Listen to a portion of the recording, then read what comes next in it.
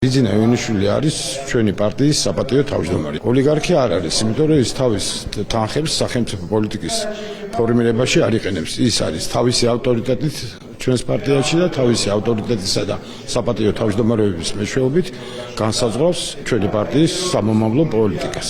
ბიძინა ივანიშვილმა უზრუნველყო, რომ დღეს საქართველოში არის მშვიდობა. მისმა ავტორიტეტმა უზრუნველყო. მეცენატიც არის, რა თქმა უნდა. ოლიგარქი არის ვარა ბიძინა ივანიშვილი ბატონ ლადა. მართლა პარტიას ვინც აფინანსებს, ეგ ინფორმაცია შეგიძლიათ. ოლიგარქი არის ბიძინა ივანიშვილი თუ არა ბატონ ლადო, ეს რომ გვიპასუხოთ.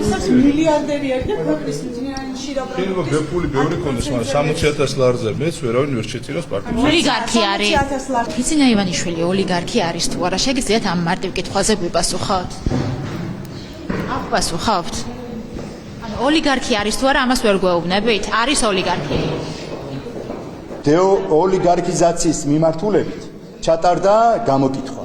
ამ გამოკითხვის და კვლევის შედეგად ეს არის ევროკავშირის ევროკომისიის კვლევა, სადაც აღმოჩნდა, რომ ირლანდიის შემდეგ საქართველო მეორე ადგილას არის, სადაც დეოლიგარქიზაციის მიმართულებით ყველაზე მოწინავე პოზიციებზე არის. ეს რას ნიშნავს, რომ ყველა ინსტიტუცია, სახელმწიფო ინსტიტუცია, ეს არის მთავრობა, პარლამენტი, ცალკეული სამინისტროები, სასამართლო მუშაობს შესაბამისად, ხარისხიანად და სამართლიანად. აი ეს არის ამ კვლევის რეალური დასკვნა.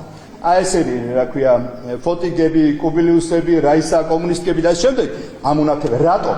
აი ეს კვლევა, რაც გამოქვეყნდა ფარაში, რომ ფინანსდებიან კოლექტიური ნაცმოძრაობის მხრიდან ლობისტური ორგანიზაციები, რომლის შემდეგ ქირაობენ. აქაც კი აცდენა გაქვთ. ბატონი ბიძინა ივანიშვილი გახლავთ მმართველი პარტიის საპატიო თავმჯდომარე.